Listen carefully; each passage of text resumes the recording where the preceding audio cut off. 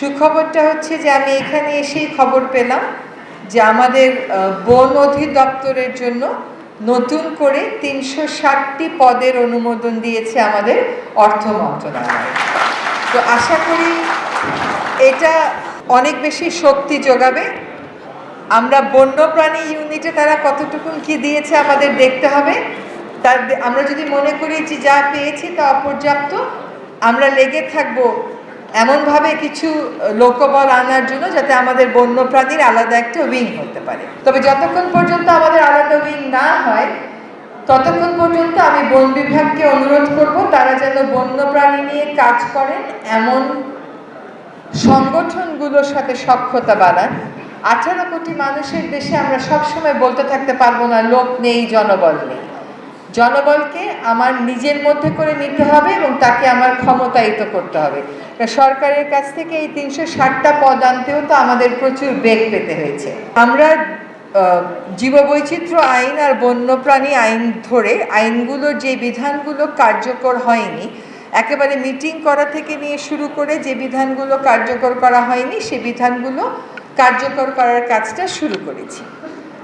একটা কাজ আমরা কয়েকদিন আগে দেখেছেন পত্রিকায় আমরা দিয়েছি, সেটা হচ্ছে আমরা শতবর্ষী গাছ, প্রাচীন গাছ, ধরেন 50 বছর বয়স এরকম গাছ, স্মারক বৃক্ষ, এগুলোর একটা তালিকা তৈরি করব।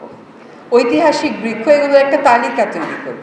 আমরা কিন্তু জনগণকে আহ্বান জানিয়েছি যে যার যার এলাকায় এরকম গাছের সাথে সে পরিচিত কয়েকটা তথ্য দিয়ে আমাদের কাছে বিষয়টা জানাতে, যাতে আমরা তালিকাভুক্তির কাজটা শুরু করতে পারি।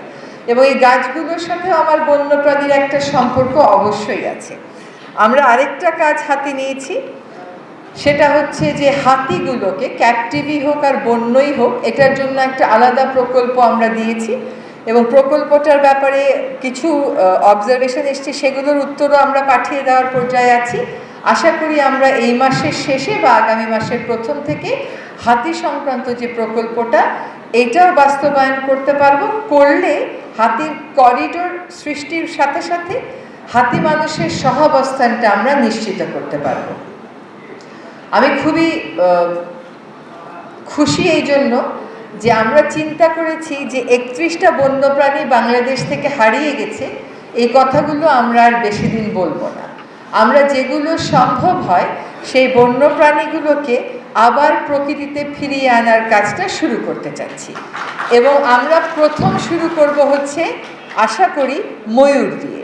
যে ময়ূর বাংলাদেশের প্রকৃতিতে আর নেই, এটা আপনারা জুতে বা সাফারি পার্কে গেলে দেখতে পান। আমরা একটা প্রোটোকল ডেভেলপ করছি, যে প্রোটোকলের মাধ্যমে আমরা ময়ূরকে ফিরিয়ে প্রকৃতিতে ফিরিয়ে দেব এবং একই সাথে আমরা দেখব যে সাম্বার হরিণকে ফিরিয়ে দেওয়া যায় কিনা, ওই কাজটাও আমরা শুরু করব। আমাদের উদ্দেশ্য হবে হয়তো 31টা পারবো না, কিন্তু যতগুলো সম্ভব ততগুলো আমরা প্রকৃতিতে ফেরত দেব এবং এর জন্য আমাদেরকে কিন্তু সবুজের আস্তরণটাকে আসলে বাড়াতে হবে।